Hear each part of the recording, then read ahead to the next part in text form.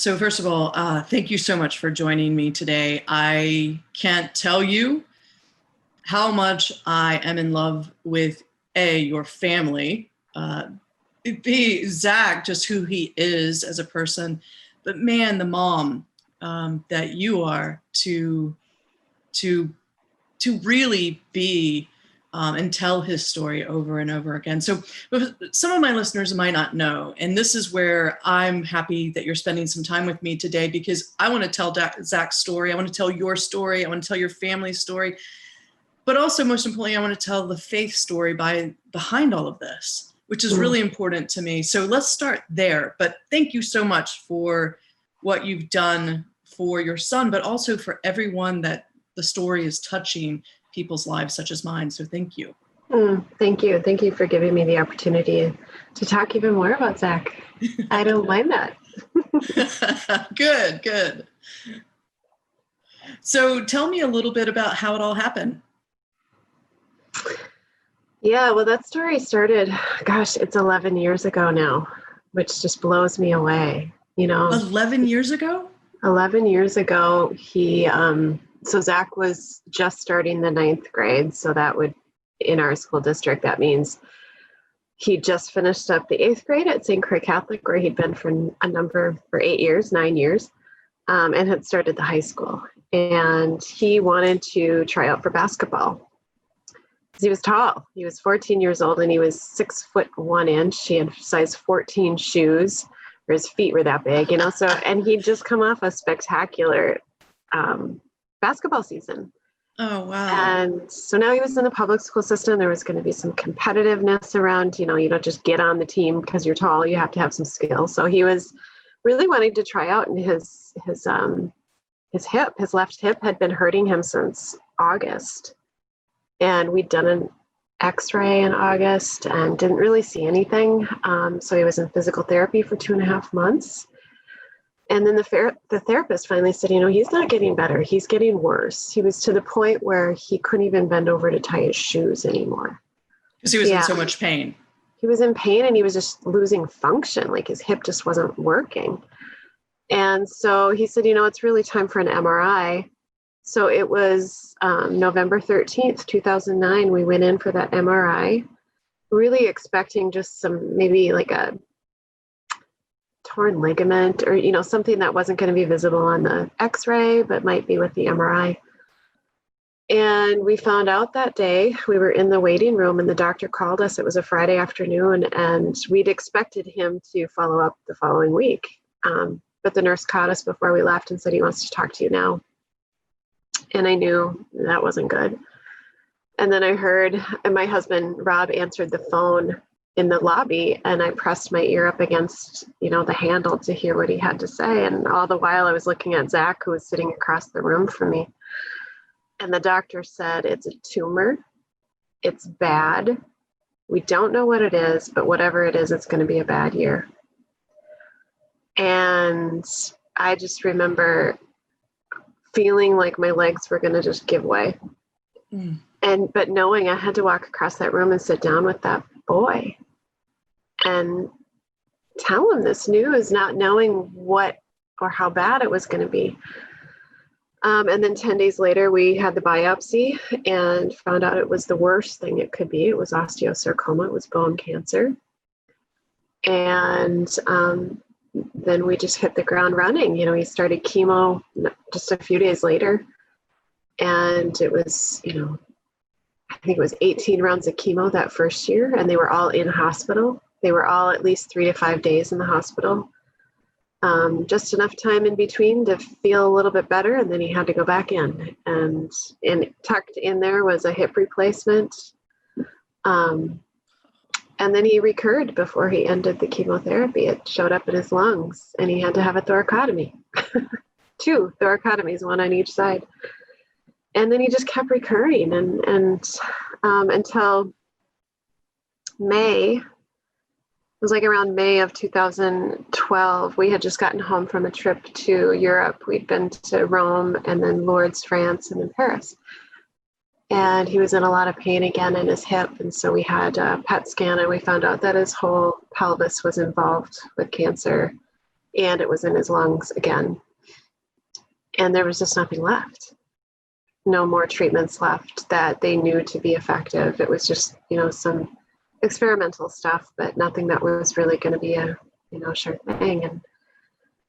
And so it was that summer, I asked Zach to write letters to say goodbye because I wanted him to have that time. I wanted him to say those words that for any of us who have had someone in their life dying, especially a young person, so awkward. It's just dying is so awkward. And I didn't want him to miss that opportunity. So I asked him to really think about how he wanted to share the stuff that was really in his heart.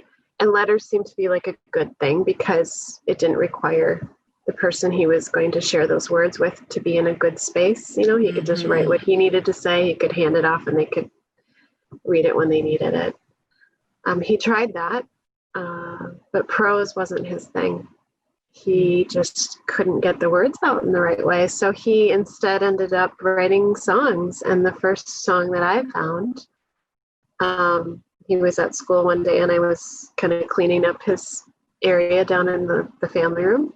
And I ran across a folded piece of notebook paper that had the lyrics to Clouds written out on it.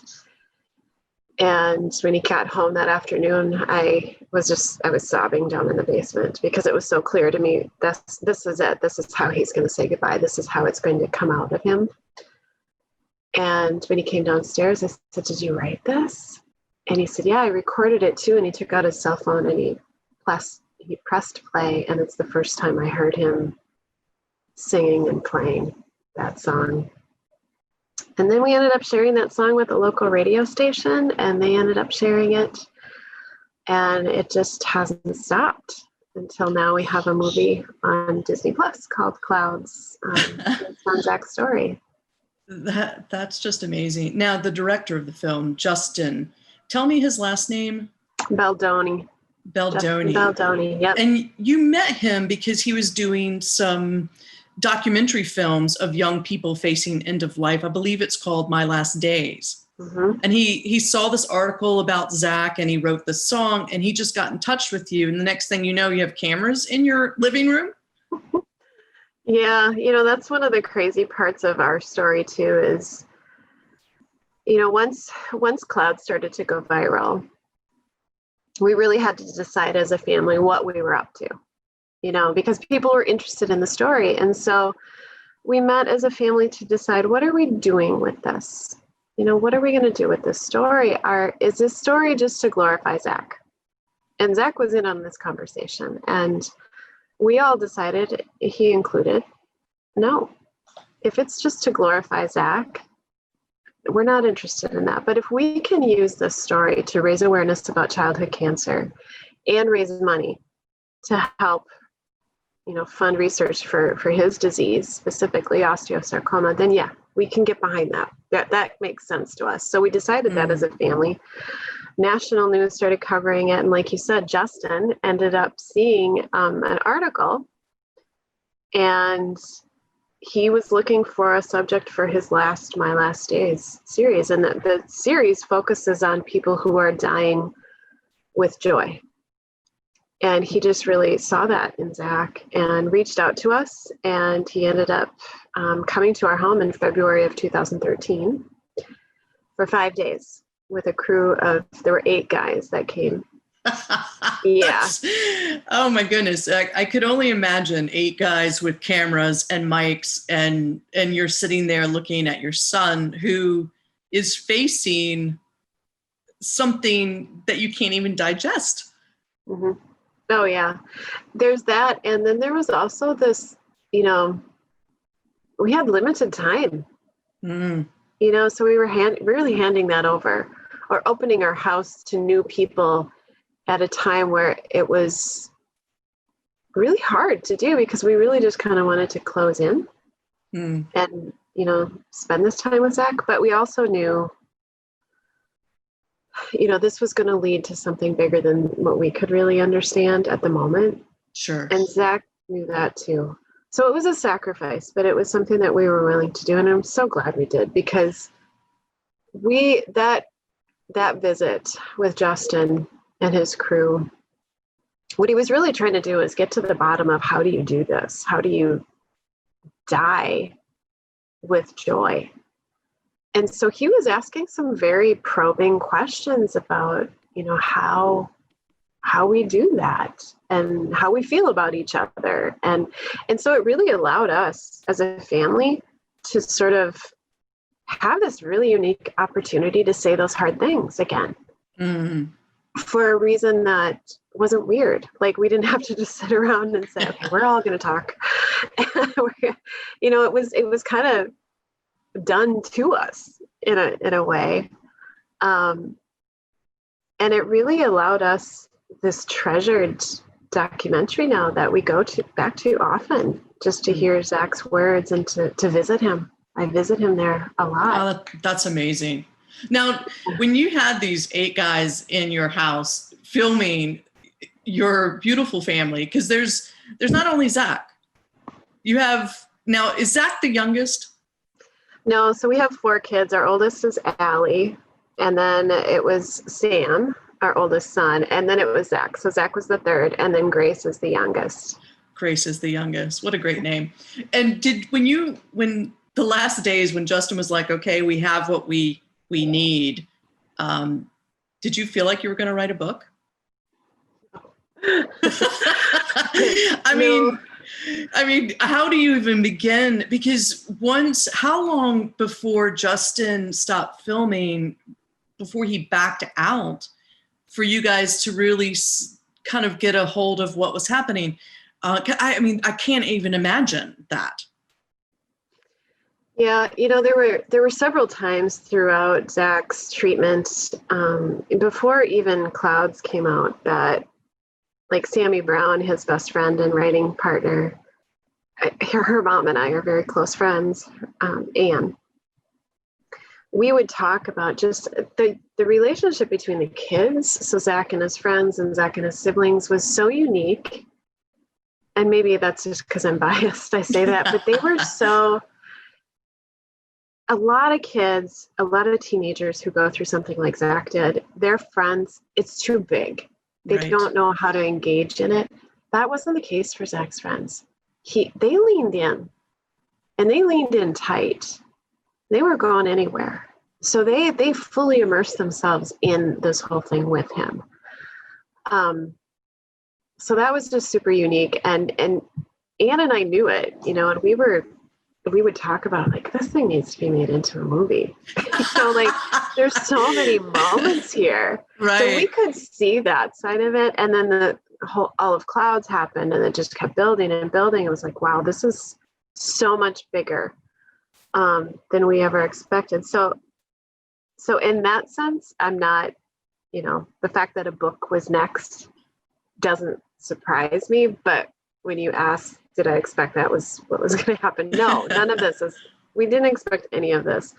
But and for me personally, our mantra has been, okay, Lord, you open doors and we'll walk through. So not necessarily seeking any of this. Mm-hmm. I joke that we just kind of bump along behind the story. The story goes where it wants to go, and then we just kind of bump along behind it and do what's necessary to, do whatever task we're asked to do. So that's kind of how the book happened, really. Actually, Anne, Sammy's mom, is a published author, and her agent had been reading my Caring Bridge and asked if I would be interested in writing a book. And the opportunity, the door opened, and so I said yes. When it's right, it's right. When it's right, it's right. Hey, yeah. Before I go into my next question, I'm getting a little feedback. Do you have any earbuds? See if that will help me. Let me see if this will work. It might take me a second. That's fine.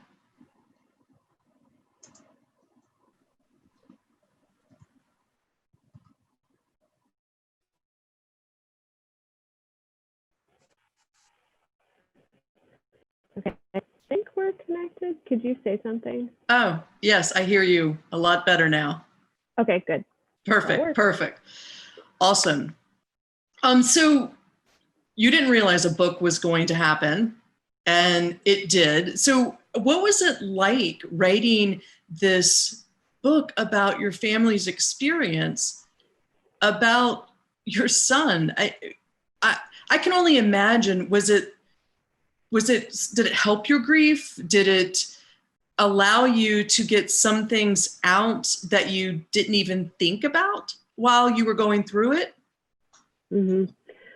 Yeah, so first of all, it was terrifying. It was such a big task. You know, like I'd done Caring Bridge. I'd written up blog posts about Zach's journey. That's what I'd written. So to write a book, totally different ball game, right? So there was a part of it that felt overwhelming and terrifying. So the first thing I did was I called up Anne and I said, "How do I write a book?" And that was Sammy's mom, who does this. She does this. And so she basically, in 15 minutes, she told me, "Okay, this is what you have to do. You have to build up, you have to have your arc, and then you have to come down from it." And so I started with just writing chapter titles of like, okay, here's how I want to tell the story. First figuring out like, what is the arc? What's that point that, you know, I personally reach in the story? And then after that, you know, kind of the fallout from it. And so for me, it was the prayer that I said. Oh, wow. Yeah, it was that wrestling match of, okay, what do I pray for now that I know he's dying? Because especially I think with families who have kids who are sick, there's you know, and I think it's part of our Western culture, there's this expectation that you do everything in your power, look under every rock there is for a treatment, for a miracle cure. So there's very much that tug. And there's very much the tug to pray for healing, like complete healing, and just really put everything you have into that, which I completely understood. I didn't want Zach to die. I get that. But I also wanted to trust God with it. And so that must have been a really test of faith. Yeah. Yeah, definitely. Because those two things, like I want to do everything I possibly can as a parent to save my child, along with I'm going to completely trust God with this, seem to wrestle with each other. They seem to be in conflict, right? Because one means you have to hold on tight. The other means you have to let go. So there's, it was hard. It was a wrestling match, but for me, so I'm Catholic, and for me, where I landed was just really on Jesus's prayer in the garden before he was crucified, which is basically, I don't want to do this, but not my will, yours be done. So that allowed me to just really focus on eternity. You know, like doing that, I could still prepare my child. I could still take care of my child. But my focus was going to be different. It wasn't going to be so much this point on the horizon of a cure, because that's what we've been trying to get to. That wasn't possible anymore. So this allowed me to sort of raise my sights to the heavens and just freed me really to really focus on that and do what I could to prepare Zach for eternity and for death, you know, because that's a big deal too. First, you got to die before you can go there. So there was this whole segment of his life that I got to focus on, and our family of losing him, and ourselves, our marriage, you know, and so there was freedom in that. But you know, it was agonizing. Yeah, what I love about your family is that you're not perfect. And I love that the way it came across in the book, the way it came across in the movie, it's like, look, we are people of faith that struggle with these things all the time. And we're just imperfectly perfect at doing that. And I think that humanized a lot of elements, whether it's faith, spirituality, or just being a family going through this traumatic experience. I just thought it was so authentic. And for Justin to capture that on film it came through very, that you guys weren't perfect. You were struggling, and you were struggling with your faith, you were struggling with your marriage, you were struggling trying to care for all these other kids and help them through this. And I think that's what I related to, is that humanness in the middle of it all. Thank you. It was Yes. so, I mean, I sit here and think of the movie and some of your words in your book, and I tear up. And I work with death and dying all the time. I talk about this, but the ability to show up in the book, as well as be present as Justin was telling your son and family's story, was just really raw and authentic and genuine, very genuine. It wasn't some made up story. This was a real life and a real family. Yeah, that's like a huge compliment, because that was intentional. That's what I wanted in the book. That was one of the reasons I wrote the book, because I knew there was the tendency to see like the My Last Days video, or just make the assumption that our family really had it together. And I don't want people to think that, because that's not accessible. You know, people can't connect with perfect people because we're not perfect. None of us are. So I really wanted to show what it looked like under the hood, so to speak, but also to show, okay, you're curious about how we did this. Here's how we did it. Messy, clunky, imperfect, lots of ugly in there. But here's faith. Here's what faith does. There's this line of faith. Okay, we can come back. You know, we can do this with faith, no matter how messy we are. That's the story I wanted people to really connect with. That's the thread. That's the thread. That's the thread, yes.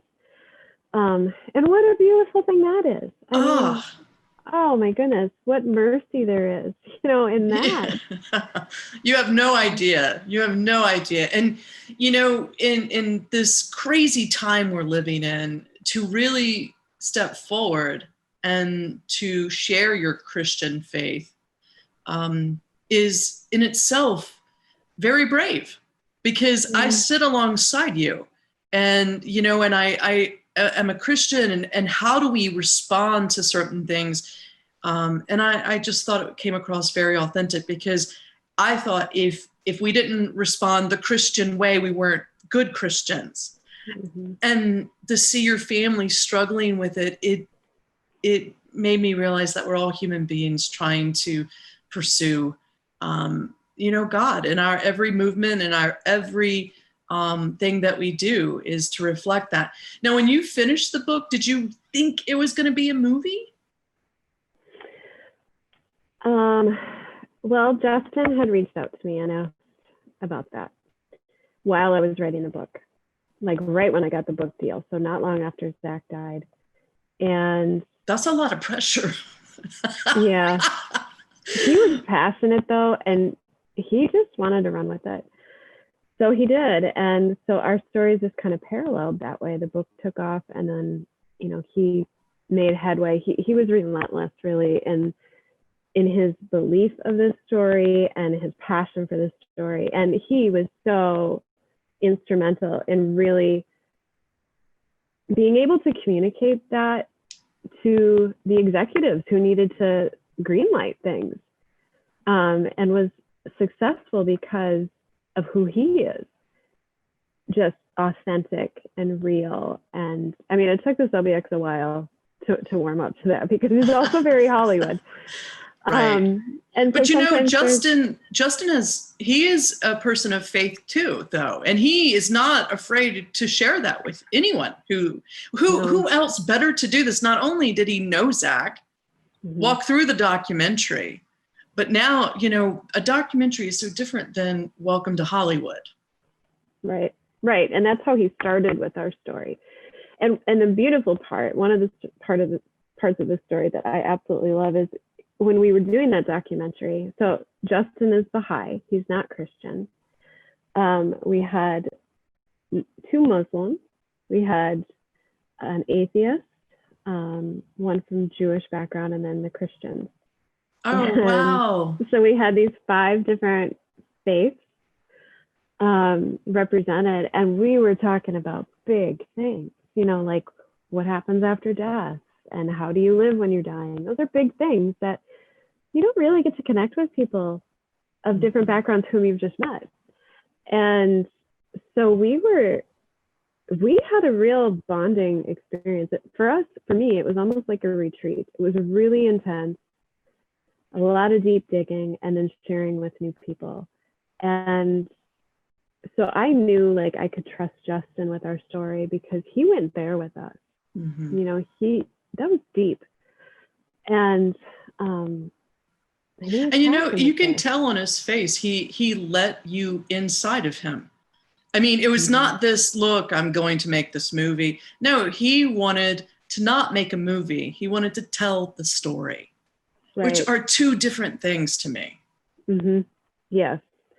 Yeah. And he was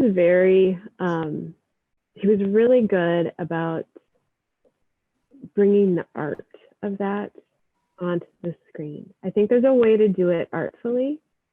So as a Catholic, beauty is important in our faith. Mm. The beauty of things, you know, like we need to learn about God through things that are beautiful, not just be told what to believe. And I think a lot of the faith-based movies tend to be preachy and turn people off because they forget about the art, they forget about the beauty. And the beauty comes in, I think, the struggle and the darkness that's resolved by light, you know, and those things that we can all connect with as humans. That's what we want. We want beauty to speak to us so we can connect in our own way to it. I love that. I absolutely love that. And what really is, after seeing so many interviews with Justin and you and your family, what was interesting is Justin asked you guys to really allow Zach to be fully present on the set, which that means using his clothes, using his guitar. So did you feel Zach all around this project? Mm-hmm. Yeah, definitely. I mean, he was very present in physical ways. So like the first time I saw Finn Argus, who plays Zach, dressed as Zach, looking so much like Zach, moving like Zach. I mean, that's a whole different level of feeling Zach. But we wanted to have his things there.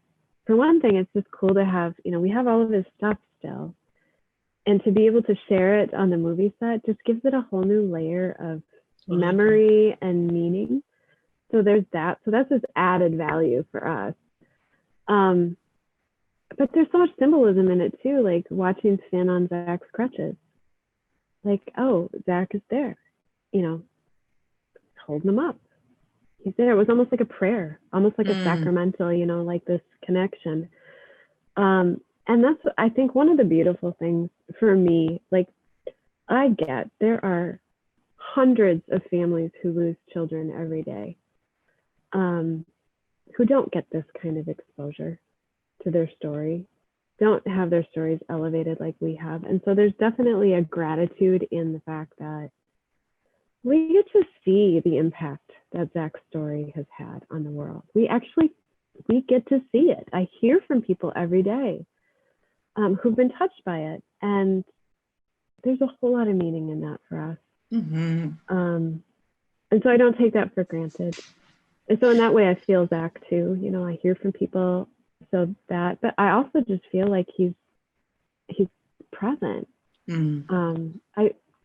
I am still in a relationship with Zach. He's yes, you still are my son. Yeah, like that absolutely. Grows. Absolutely. That doesn't go away just because he died. It grows. I love him more now than I did the day he died. And there's mysterious things you can't really truly explain. You know, for instance, you know, when I lost Rob, he was driving a Del Sol, and I was walking my German Shepherd this morning around my neighborhood and thinking about you and Zach, and there goes a Del Sol right in front of me. And I'm thinking, how often do you see that? You know, and those little things that could be just coincidence. I get it. I concede to that, but they're not to me. They're something special. And so when you saw the movie and seeing the movie for the first time, what did you feel? Oh, that's a big question. It's just such a weird experience to have, yourself and your family portrayed. Um, And who what did I portrayed you? do? Nev Campbell. Nev. Oh, Nev was, What she a just did, oh, she did a great job. Oh, I love her. Absolutely. Yeah.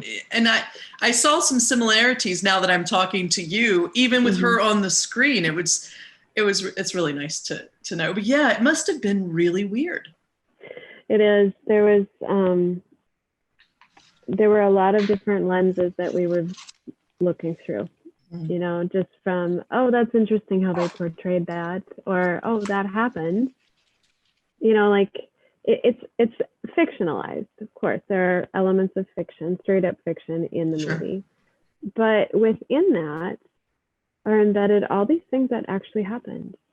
So, like, for example, the conversation that Zach and Sammy have in her bedroom about who she has a crush on. That happened. That was real. Wow. So to see that portrayed so beautifully was just like, oh, wow, he did it. Justin really did it. Were you guys able to see it with each other? So you kind of could look at each other being like, hey, I would have to have some moral support. Yeah. So we did end up having just a small premiere where the people who were close to us got to be. We were all safe, socially distanced and everything. But it really, we saw it the first time Rob and I did in our basement alone. And I think we needed that. We just needed time. You just don't know how you're going to feel. There's not many people who have this experience of having a movie made about their life. And so, it's something that it was a hard thing to project. Like, how are we going to feel? Especially about something so sensitive, something so private. I get it. I think you were very, very smart to do, because I would have to do the same thing. Because what if you don't know how you're going to be? Mm-mm. No, and honestly, it took us about 4 times watching the movie to even know if it made sense. Like, if the plot made sense, because we were looking at each little detail. It was so segmented, we couldn't see the overall picture. But we love it.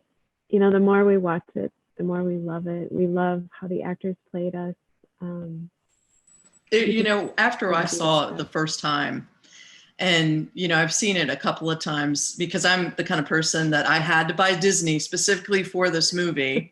And I was like, okay, I have it for a month. And so how many times can I watch it? But after watching this movie several times, I wanted to know Zach. And I wanted you to realize, as well as Justin, that I think I do know Zach. And it came across in Justin's documentary as well as the movie. And it's almost like you were introducing your son to the world and your family. And how does that feel that he's been gone, I believe 7 years, more than 7 years. 7.5, yeah. 7.5. And here we are in the middle of the afternoon talking about your son, Zach. What must that feel like? It's funny. I would say surprisingly normal. I think I love that. Yeah. I love that. Because not much has changed for me, to be honest. I mean, we still, we live family life like everybody else does. I still work. All that stuff is the same. And then there's only so much a person can take and like, wow, that is so cool. I can't believe that. Like, you have those moments of like, I can't even believe this is happening. Or, like the interviews and things will pop up on the television, or the ad for clouds will pop up. And the first couple of times you're like, oh my gosh, like in the movie, there's that scene of it's on the radio. I don't run down the road screaming it's on the radio every time, like there's just some normalcy that, oh yeah, there it is. Okay. This is just our life. So it's really surprisingly normal too. And same goes too with meeting all these amazing people that I've gotten to meet, like Nev, like Justin, like Sabrina, they're great people. And normal Yeah. people just like you and me. Exactly. Yeah. They're no different than us. They just are known by everybody. So I have to say, I believe you're really brave to tell the story. It's such a hard story to tell. And I know somewhat about that because it's almost like you want to hold it tight, but you know that the story could change how people and other kids and possibly solve some of this, maybe find a cure for this cancer. And what I want to say is, I know it must not be easy, but through Zach's story, you're changing how people live. And, me being in hospice work for 17 years, I never learned about death. They always taught me about life and how to live boldly and take risk. And I think that comes through in the movie. Was that reality with Zach and your family as well? Yeah, definitely. Yes. I mean, I was probably one of Zach's first students in that lesson. I wrote about it in the book, where he was invited to play and sing a song at the radio station. We were going to do an interview for a radiothon he wanted to be part of to raise money for Children's Cancer Research Fund. And they asked him if he wanted to sing and play a song. They asked him to bring his guitar in. Well, up to that point, I hadn't heard Zach sing on his own except for in our basement. And he was not a good singer. He wasn't any good. And so we were walking back to the studio and I was like, Zach, sweetheart, are you sure you want to do this? Like, you don't have to. If you're nervous, you don't have to do this. And I was really just wanting to save myself from him embarrassing me. And I mean, it's true. It's the truth. And he was on his crutches and he stopped and he looked down at me and he said, Mom, if I don't do this now, when am I going to get the chance to do it? Now, at that moment, had he said, yeah, you're right, I don't want to do this, you wouldn't know Zach. Because the song he recorded, it was Jason Mraz, I'm Yours. He did a great job, but that song, they came back to us and said, hey, this is great, but it doesn't mix very well with the interview because the interview is heavy and a little bit somber because we were talking about him dying. Do you have anything else? And the thing I ended up sending was Clouds. And that's how it got shared. So had Zach chosen to listen to his mom, which, chosen that. So the listeners don't listen to your parents? Yeah, that's not the lesson I'm appealing to the parents here. But I mean, truthfully, that's the lesson of like, either you stay safe and you risk nothing, or you step out. And that's the lesson that Zach's teaching people. You don't have to be perfect to make a huge impact. Let go of those, those things that we clutch on, like reputation. How do I look? How do I sound? All of that. Let go of that. If you have an opportunity, take it. Because what are you going to lose? That's the point. When am I going to get a chance to do this again? And what am I really going to lose? Not a whole lot. Well, and there was one scene in the movie that I have stopped it, watched it over and over. And it's the scene where Neve Campbell is portraying you, and she's sitting on the steps with Finn, which is playing your son, Zach. And that conversation between those two was probably the most poignant thing I saw in the movie. Because it's crazy. You are saying that maybe it is you. This is your time, maybe because you don't have to worry about the daily crap we worry about. But maybe this is your opportunity. Talk to me. What was it like seeing that scene? And I mean, she seemed to be so strong. Was that scene pretty accurate when you were sitting down talking to your son about? Yeah, it was. She just really nailed it. She did such a great job. Yeah, I mean, basically what she's talking about, like a painting too, and how like we're so close. We're so Right. focused on what we're in at the moment that we fail sometimes to take a step back and look at the bigger picture of what we really want our lives to be like. And that was occurring to me, like, how do you, so that happened. Zach came home, had to write an essay, and it was really hitting him like, I'm not going to be here. Why? What do I want to do with my time? I'm not going to be here. And just the gut-wrenching, agonizing realization that the things that used to bring him comfort, like going to school, Applying for college. Yeah, like those were things that were going to be sources of agony for him. Like it hurt. Mm. It was a visceral thing. I mean, he was wrecked. I mean, he was just devastated. And so as a mom, first of all, he, knowing, okay, he's beyond my wisdom. Right? Because and you felt it. You know how many I have to say this because I know just listening to you and talking with you, you won't, but what a gift it was to be present. How did you even know, like, oh my God, there's things in your life that you let go and you don't see unless they're 20/20 behind you, but you seem so present in the book as well as the way, you were portrayed in the movie. How did you do that, Superwoman? I mean, I don't.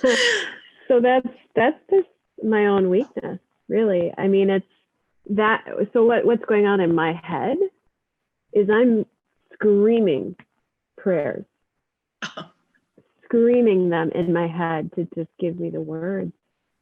And as a Catholic, so, we honor Christ's mother, Mary. And she just became so real to me because she witnessed a lot of, she knew what I was going through. So I talked to her a lot and just be like, I don't know what to say. How do I get him out of this? Like, I can't leave him in despair. I can't do that. Give me words to say. He's here. I've got nothing. What do I say? And then I would just start talking and really with nothing to say. I would just start talking and then the words would just come. And I'm not kidding. Every single time he would, whatever it was I was saying, it would get to the place it needed to get. And it would just give him that breath that he could take to be able to, okay, I can get back up. I'm on top of this again. I got it. And that's a gift. Oh my gosh. I can only imagine what that was like to experience and then to re-experience it on film. But to me, that's the scene that I carry. So let's talk about your family right now. How are they doing with all of this? I mean, in the book and in the movie, the youngest, they were the closest, Zach and the youngest, because your eldest was off at college, I believe, and she got married, 2 or 3 weeks or months after? I think it was 10 days, 10 or 11 days after Zach died. She got married. Yeah. We were worried that he was going to die maybe on her wedding day. So we were having to plan, like, okay, what does that look like? Bless your souls. I mean, how are they now? 7 years, 7. Yeah. How are they experiencing this? Especially brothers and sisters, but also your husband, Rob. Yeah. So it's so fun to see Rob. He's so happy. Like he was a skeptical one. Justin would say this too. Rob was always like, yep, I'm not going to believe it until I see it. He just was not believing this was going to happen. I never felt that way. I was kind of like, yeah, this could totally happen. But Rob was not so convinced. And so he was just very sort of reticent in his belief of it. But it's fun to see him really enjoying it and just so proud of his son. He just feels very close to Zach. That's evident right now. And he's just so proud of him. Just loving on Zach. Oh, yeah. And just enjoying what about it. the brothers and sisters? Are they like, hey, he's getting even attention now? I mean, but I'm Yeah. sure they're thinking, oh my gosh, this is, because I don't think people die unless we stop telling their stories. And whether it's a film or a movie or a book, those are big things, yes, but it's normal day people talking about people that we've lost. That's important, the stories. So how the brothers and how the siblings? The siblings are great. So Allie's been married now for, oh gosh, 8 years, Holy cow. 7 years, 7.5 years. They have two little ones. Ah. A 5-year-old and a 2-year-old who are just my little grandsons. They're just adorable. We just eat them up. They live close, so we get to see them all the time. In Stillwater. They actually live in Wisconsin, so just not too far away. Gotcha. Across the river. And then our oldest Sam, he's thriving. He's working and doing his thing in the world. And then Grace, she's going to college, so she's living at home during COVID and going to college for graphic design, and she's doing an internship at Children's Cancer Research Fund, where Zach's fund is housed. So that's cool. Well, and that's a great segue, because I believe that you wrote this book, the movie was made because there's a reason, even beyond just Zach's story and your family's story. It is to find a cure for this cancer that took his life. So talk to us a little bit about Zach's fund, and see if we can keep continuing to raise money until this cancer's gone. Yeah. Well, what we realized early on was we don't do this by ourselves. We don't raise money by ourselves. And with childhood cancer especially, it doesn't get much funding because it's rare. And so it's really left to the parents. And we're tired. We're exhausted. So this opportunity that we've had as a family, where this story has just gotten way bigger than anything that we could have produced, we're just thrilled that we get to harness it and use it for something bigger. So what we have right now is, so Zach's fund has raised $2.2 million for osteosarcoma research, which is huge for a small orphan disease, is what they call it, like osteo. We've also created, with the movie, anticipating the movie coming up and more exposure, we've created Zach's Movement. So if people want to go to zachsmovement.org, you'll come to a landing page and you can join the movement. And there's all sorts of cool stuff, like you get this cool sticker that shows you're part of Zach's Movement, and t-shirts and things like that. There are fundraising opportunities, different ways to engage in fundraising, like host a watch party for the movie, read the book, and raise money as a book club, that kind of thing. Yeah. There's also some merchandise too that you can buy. There's this cool necklace here. This is the I necklace. saw that. And I even saw the guitar pick with the Z, that's the clouds. And gosh, it's just ingenious what they've done, based on what has occurred in the people that loved him and the closest to him, and how that has evolved into really unique things to hold on to.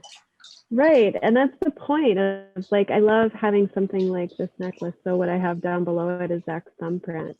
And I just get to, like, I want people to be able to buy this necklace. It's called the Clouds Necklace at Kendra Scott.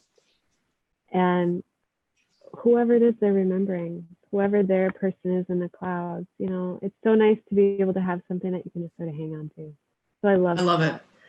I love it. So we're going to continue to raise money until we solve this. And then when we solve this, we'll go. There's another one. There's another one. Yeah. So there is another one.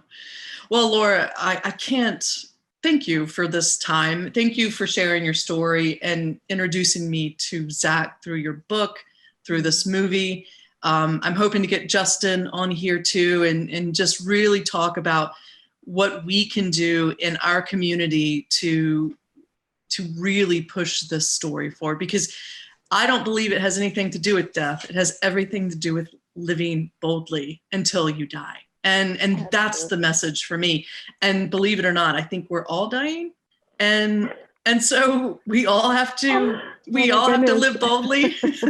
And I think that's what I take away on that poignant scene is that we're all facing this. I might just have a little bit more time than you. But thank you so much for who you are, for the story.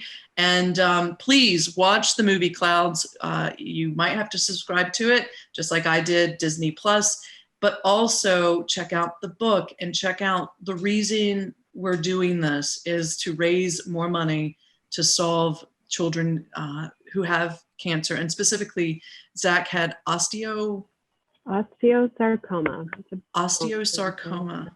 And we want to get rid of it. And I would say $5, $10, give what you can, because collectively, we as a community can do this together in honor of Zach. And always, and also on YouTube, Justin's documentary is on there, and I believe it's My Last Days.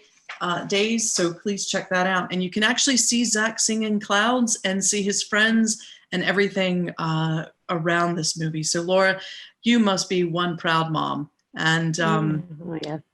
and it's amazing. And thank you for your time. Oh, you're so welcome. Thank you for having me.